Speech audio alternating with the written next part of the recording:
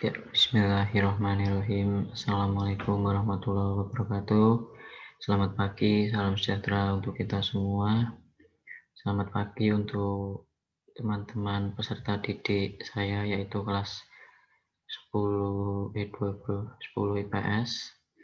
Tidak terasa kita telah menginjak pada pertemuan dengan guru PPL ya, dengan PPL dari UKRIS, yaitu sudah mengijak minggu ketiga, dan saya sendiri, dan semoga tetap tidak bosan bertemu dengan saya dan Bu Seli. Untuk pertemuan kali ini kita akan membahas tentang sistem pertahanan dan keamanan negara Republik Indonesia. Ini merupakan subbab keempat atau subbab terakhir dari bab 2 yang secara garis besar membahas tentang ketentuan Undang-Undang Negara Republik Indonesia tahun 1945 dalam kehidupan berbangsa dan bernegara. Di dalamnya itu juga membahas sistem pertahanan dan keamanan negara Republik Indonesia. Secara garis besar, materi ini yaitu membahas tentang sistem pertahanan. Pertahanan berarti berkaitan dengan bagaimana cara kita mempertahankan NKRI.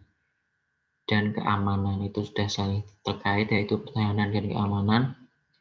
Mengapa sih NKRI harus dijaga? Karena di dalamnya sendiri terdapat banyak kepentingan yang harus dijaga. Aset-asetnya itu harus banyak yang dijaga.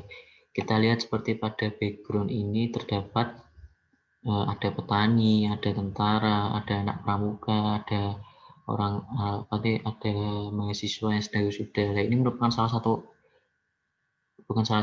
beberapa aset yang perlu dijaga. Nah, dijaganya salah satunya yaitu dengan pertahanan dan keamanan.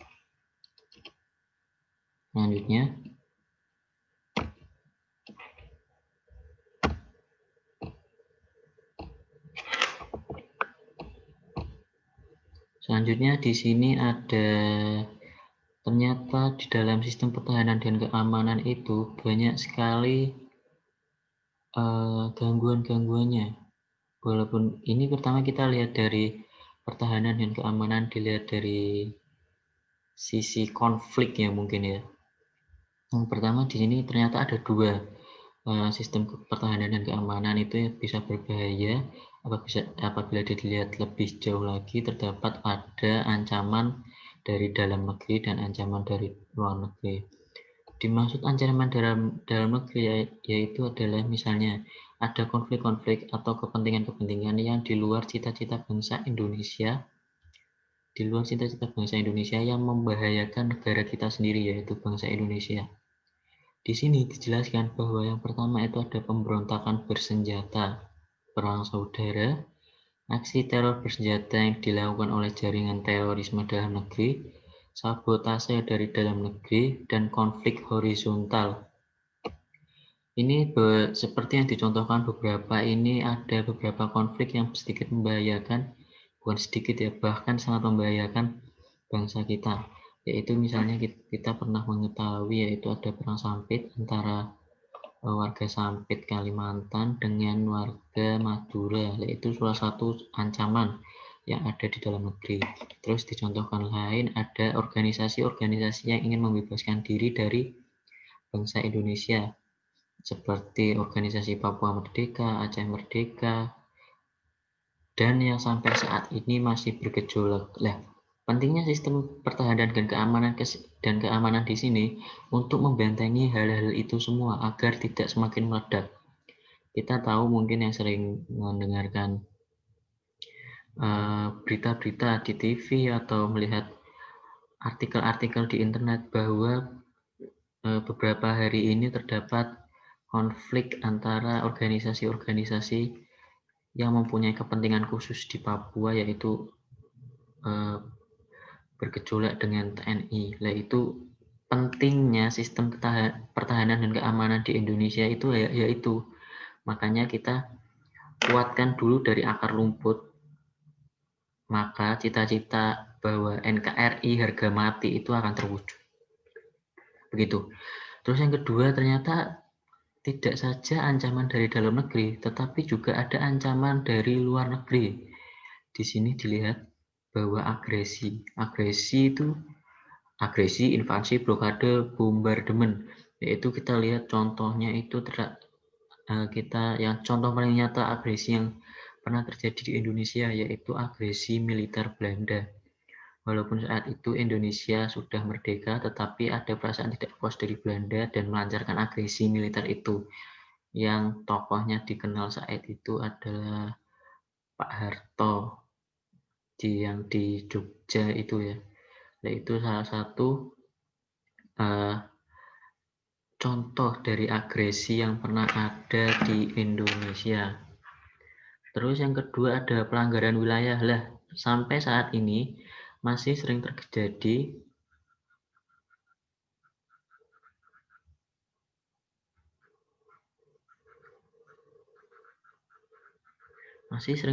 pelanggaran wilayah. Contohnya bisa kita contohkan di perbatasan Kalimantan dan Malaysia itu. Kita mencontohkan bahwa beberapa saat lalu memang di Kalimantan itu terdapat patok-patok yang berbatasan langsung dengan Malaysia. Emang tidak setiap langkahnya itu dijaga oleh TNI, karena kan kita lihat sendiri apabila kita lihat di peta bahwa Kalimantan itu luas dan perbatasannya dengan Malaysia itu juga luas. Maka apabila setiap 1 meter dijaga oleh tentara, maka akan berapa banyak ratus ribu tentara yang menjaga setiap meter itu. Itu sebenarnya sudah ada patok untuk memisahkan antara Malaysia dan Indonesia, dalam hal ini Kalimantan, tetapi ada beberapa artikel yang menyatakan patok itu semakin mundur. Mundurnya bukan ke arah Malaysia, tetapi ke arah Indonesia. Hal ini yang merugikan bangsa Indonesia sendiri. Tugas dari tentara dalam hal ini dalam rangka untuk menjaga sistem pertahanan dan keamanan adalah untuk menjaga agar tidak semakin melebar ke sini. Lah itulah pentingnya pertahanan dan keamanan. Spionase itu tindakan memata-matai. Kita tahu sendiri beberapa saat lalu saat presiden kita masih Pak Susilo Bambang Yudhoyono, mungkin kalian masih SMP atau bahkan mungkin masih SD ya. Itu pernah terjadi tindakan spionase. Tindakan spionase itu yaitu dengan memata-matai ponsel dari Bapak Presiden kita yang dilakukan oleh pihak Australia. Hal itu bukan sebaiknya, tidak harus dilakukan oleh negara lain. Walaupun terdapat beberapa kepentingan di dalamnya, tapi hal itu sebenarnya sudah melanggar norma-norma atau aturan-aturan yang ada dalam negara Indonesia itu. Terus aksi teror bersenjata yang dilakukan oleh jaringan terorisme internasional. Ini misalnya saat ini banyak sekali ya paham-paham dari luar negeri yang berusaha masuk ke Indonesia, khususnya terorisme ini. Dan ada beberapa warga negara Indonesia rela pergi ke luar negeri hanya untuk ikut bergabung pada suatu organisasi terorisme yang basisnya itu besar di dunia. Terus dari tadi kita banyak membahas tentang sistem pertahanan dan keamanan. Sebenarnya apa sih sistem pertahanan dan keamanan? Di sini dijelaskan bahwa pertahanan dan keamanan negara merupakan sebuah usaha untuk mewujudkan satu kesatuan pertahanan negara guna mencapai tujuan nasional. Ya, di sini kan dijelaskan bahwa seperti yang Bapak jelaskan pada awal, buat apa sih pertahanan dan keamanan negara itu sangat perlu diterapkan? Ya karena ini untuk mewujudkan tujuan nasional dan ada beberapa bahkan banyak sekali kepentingan yang harus dijaga di Indonesia. Bayangkan saja, Indonesia itu kaya akan hasil alamnya, terus kaya akan potensi sumber daya manusianya. Apabila tidak dijaga, mungkin itu akan dirampas oleh negara lain. Seperti yang Bapak pernah jelaskan pada materi status kewarganegaraan. perlu adanya dibedakan antara warga negara asing dan warga negara Indonesia karena untuk menjaga apa yang telah ada di Indonesia. Lah kaitannya pun sama dengan materi kita saat ini. Kita berusaha melindungi yang sudah ada di Indonesia dengan sistem pertahanan dan keamanan. Sistemnya itu banyak. Nanti ada bela negara, ada pendidikan militer, dan lain-lain. Terus, apa tujuan? Nah, kita tadi membahas sistem pertahanan nasional itu untuk menjaga atau melindungi tujuan nasional dari negara kita. Nah, terus kita saat ini harusnya membahas apa sih tujuan nasional dari negara Indonesia. Tujuan nasional negara Indonesia terdapat dalam pembukaan Undang-Undang Dasar Negara Republik Indonesia tahun 1945. Alinea keempat, nanti bisa sambil dibuka di buku kalian, pembukaan Undang-Undang 1945, dicari poin yang menyebutkan ini. 1. Melindungi segenap bangsa dan seluruh tumpah darah Indonesia.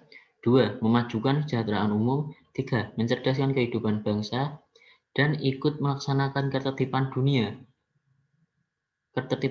berdasarkan kemerdekaan, perdamaian abadi, dan keadilan sosial.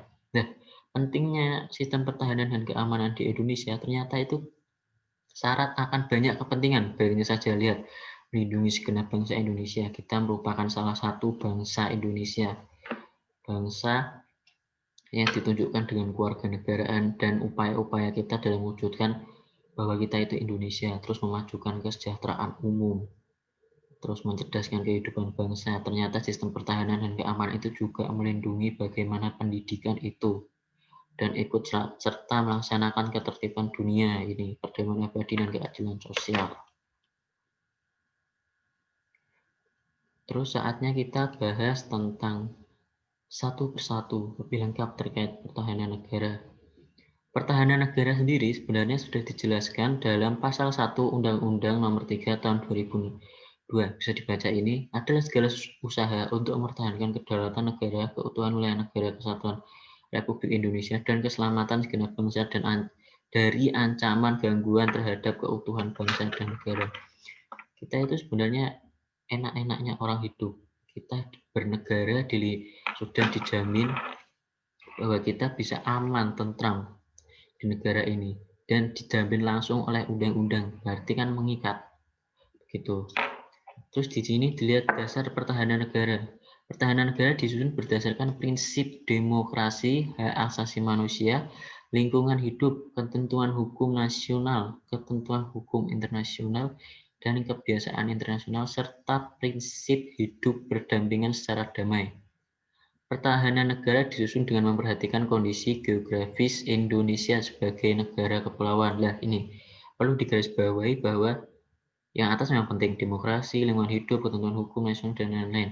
Tapi kita perlu garisbawahi juga tentang kondisi geografis. Bayangkan, dilihat di peta sebelah ini. Indonesia itu salah satu negara kepulauan terbesar di dunia. Bayangkan saja apabila sistem pertahanan dan keamanan tidak saling terintegrasi, sebenarnya itu negara-negara luar itu bisa dengan mudahnya menerobos ke Indonesia. Makanya pentingnya pertahanan dan keamanan itu diterapkan karena untuk menjaga ini aset yang sudah ada di Indonesia. Terus di sini menjaga melindungi kedaulatan negara, keutuhan wilayah negara, kesatuan Republik Indonesia, dan keselamatan segenap bangsa dari segala bentuk ancaman. Ya, terus kita tadi membicarakan keamanan, pertahanan seperti itulah. Fungsinya itu sebenarnya apa? Di sini dijelaskan bahwa fungsinya pertahanan negara itu adalah mewujudkan dan mempertahankan seluruh wilayah negara kesatuan Republik Indonesia sebagai suatu kesatuan pertahanan. Dijelaskan Bapak tadi bahwa kita bisa lihat negara kesatuan Republik Indonesia. Dilihat ada banyak pulau, berapa 17.000 lebih pulau di Indonesia. Nah, kita harusnya sudah bisa mengintegrasikan ini semua menjadi satu kesatuan. Gunanya itu juga untuk mempermudah kita dalam mengorganisir khususnya pertahanan negara. Terus yang kedua ada kesadaran bela negara dalam konteks sistem pertahanan dan keamanan negara.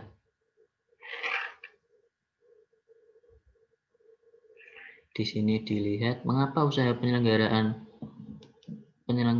pertahanan negara berkaitan dengan upaya pembelaan negara. Ternyata pertahanan negara diatur lagi dalam pasal 9 ayat 1 Undang-Undang Nomor 3 Tahun 2002. Setiap warga negara berhak dan wajib ikut serta dalam upaya bela negara. Nah, di sini dijelaskan bahwa bela negara itu bukan hanya menjadi tanggung jawab aparat. Di sini aparat di garis bawahi adalah militer. Militer atau kita bisa sambungkan dengan Tentara Nasional Indonesia ya. Ternyata tidak hanya itu, kita juga memiliki kewajiban untuk menjaga negara ini. Lah, upayanya apa saja? Nanti kita bahas di slide selanjutnya. Prinsip-prinsip penyelenggaraan pertahanan negara. Bangsa Indonesia berhak dan wajib membela serta mempertahankan kemerdekaan dan kedaulatan negara, keutuhan wilayah, dan keselamatan segenap bangsa dan dari segala ancaman. Pembelaan negara yang diwujudkan dengan keikutsertaan dalam upaya pertahanan negara merupakan tanggung jawab dan kehormatan setiap warga negara. Bangsa Indonesia cinta perdamaian, bangsa Indonesia menentang segala bentuk penjajahan dan menganut politik bebas aktif. Lah, mengapa sih kita harus membela negara ini? Sebenarnya itu apabila kita sudah memaknai betul mengapa kita ada di negara ini dan mengapa kita harus mencintai negara ini, makanya itu seperti ada refleks gitu loh. Misalnya kamu mencintai seseorang, otomatis kan kamu kan berusaha mendapatkannya. Kalau dikatakan dengan negara adalah berusaha mewujudkan bagaimana sih sikap saya untuk mencintai negara ini. Terus dikaitkan lagi misalnya dengan pacaran, setelah saya mendapatkan bagaimana sih kita menjaga negara itu, menjaga wanita itu. Ini yang cowok ya, contoh yang cowok ya. Nah, apabila kita kembalikan lagi dengan contoh negara, setelah kita berusaha mendapatkan atau kita sudah menjadi warga negara yang baik, bagaimana sih kita menjaga kebaikan itu untuk negara? Nah, caranya itu banyak. Salah satunya itu adalah lewat bela negara. Yang dalam ini kaitannya dengan pertahanan negara. Ya, ini terus ada. Menurut kamu pertahanan negara Indonesia memakai sistem apa sih? Sistem pertahanan negara Indonesia adalah sistem pertahanan dan keamanan rakyat semesta. Nanti bisa dibaca di pasal 30 ayat 2 Undang-Undang Negara Republik Indonesia 1945. Terus dari tadi kita membahas sistem pertahanan yang keamanan, terus Indonesia itu seperti apa dan sifatnya seperti apa. Dan ternyata di sini juga dijelaskan ciri-ciri sistem pertahanan dan keamanan yang bersifat semesta, yaitu kerakyatan, yaitu orientasi pertahanan dan keamanan negara diabdikan oleh untuk kepentingan seluruh rakyat. Berarti murni untuk kepentingan rakyat, tidak dapat dibenturkan dengan kepentingan lain. Terus kesemestaan, yaitu seluruh sumber daya nasional didaya gunakan bagi upaya pertahanan. Sumber daya itu macam-macam ya, bisa ada sumber daya alam yang bisa dikelola sedemikian rupa, yang juga sudah diatur dalam undang-undang, dan sumber daya manusia. Terus kewilayahan, yaitu kekuatan pertahanan dilaksanakan secara menyebar di seluruh wilayah negara kesatuan Republik Indonesia sesuai kondisi geografis sebagai negara kepulauan. Mungkin ada yang bertanya, mengapa seleksi militer itu ada setiap tahun? Apakah tidak membekak? Begitu ya, mungkin ada sebagian dari kalian atau teman-teman kalian memikirkan itu. Ternyata negara kita itu memang membutuhkan pilar penjaga pertahanan. Maka dari itu militer sangat diperlukan dalam ini, dilatih sungguh-sungguh. Bukan menyampingkan kita sebagai sipil, tidak bisa ikut menjaga wilayah negara. Kita memang ditugaskan untuk menjaga wilayah negara dengan bela negara dengan cara lain, tetapi juga ada yang secara militer yang benar-benar itu menjaga tidak hanya oleh pikiran tetapi fisik dan kekuatan. Makanya perlu adanya seleksi militer setiap tahun gitu. Terus bentuk-bentuk usaha pertahanan negara atau kita di sini bisa dijelaskan dalam hal lain adalah bentuk-bentuk usaha kita bela negara. bela negara dalam hal ini kita sebagai masyarakat sipil. Bagaimana sih caranya? Apakah kita harus selalu mengangkat senjata, ataukah kita harus selalu siap berperang, ataukah harus seperti apa? Ternyata caranya itu sederhana, yaitu pertama lewat pendidikan Pancasila dan kewarganegaraan. Seperti pelajaran yang kita tempuh pada hari ini, ternyata itu sangat penting loh bagi kita. Pendidikan Pancasila dan kewarganegaraan, di dalamnya kan membahas tentang aspek bagaimana Pancasila di dalam kehidupan bernegara dan bagaimana kita harus bertindak sesuai yang berkewarganegaraan itu seperti apa. Nah, itu juga merupakan salah satu wujud bela negara. Apabila kalian cinta negara ini, maka kalian akan cinta terhadap pelajaran ini. Terus, pelatihan dasar kemiliteran. Nah, ini bisa contohnya macam-macam. Misalnya waktu SMA itu ada latihan bersama dengan tentara dan lain sebagainya, itu bisa juga masuk dalam kategori ini. Nah, ini yang terkhusus apabila kita mampu, mungkin nanti teman-teman kalian yang cowok-cowok atau yang cewek-cewek bisa mengabdikan dirinya untuk negara, yaitu lewat seleksi Tentara Nasional Indonesia. Terus yang terakhir yaitu pengabdian secara profesi. Misal Bapak sebagai guru, itu merupakan salah satu wujud bela negara, mencerdaskan kehidupan bangsa. Dan misalnya kalau kalian di posisinya sebagai siswa, tanggung jawab kalian itu sebagai siswa harus dipenuhi, itu juga salah satu bentuk bela negara. Kalau kalian pintar, kalian akan berguna bagi bangsa ini, dan juga ikut serta dalam memajukan bangsa ini. Begitu. Nah, ternyata materi untuk pertahanan dan keamanan telah usai. Sebagai bahan diskusi kita pada pagi hari ini, silahkan kalian bisa menjawab seperti biasa di kolom komentar dengan menyebutkan nomor absen dan kelas serta nama, jangan lupa. Nah, Bapak tadi sudah menyebutkan panjang lebar sekali dengan contoh yang berbagai macam. Apabila kalian memahami gambar-gambar ini juga bisa menyimpulkan. Soalnya sederhana saja, sebutkan ancaman-ancaman dari dalam negeri dan luar negeri di Indonesia. Masing-masing satu contoh tidak apa-apa. Sebutkan dalam komentar, absen, dan kelas. Itu juga salah satu bentuk penilaian. Batas akhir pengumpulan tugas, karena ini kita masuknya diskusi dalam pelajaran ini, batas akhirnya yaitu saat pelajaran ini berakhir. Apabila pelajaran ini telah berakhir, kalian belum memenuhi tugas kalian, maka akan ada penilaian tersendiri. Begitu materi dari sistem pertahanan dan keamanan. Cukup sekian. Semoga kalian senang atas diskusi pada hari ini. Sekian dari saya. Wabillahi taufiq wal hidayah. Wassalamualaikum warahmatullahi wabarakatuh. Selamat pagi.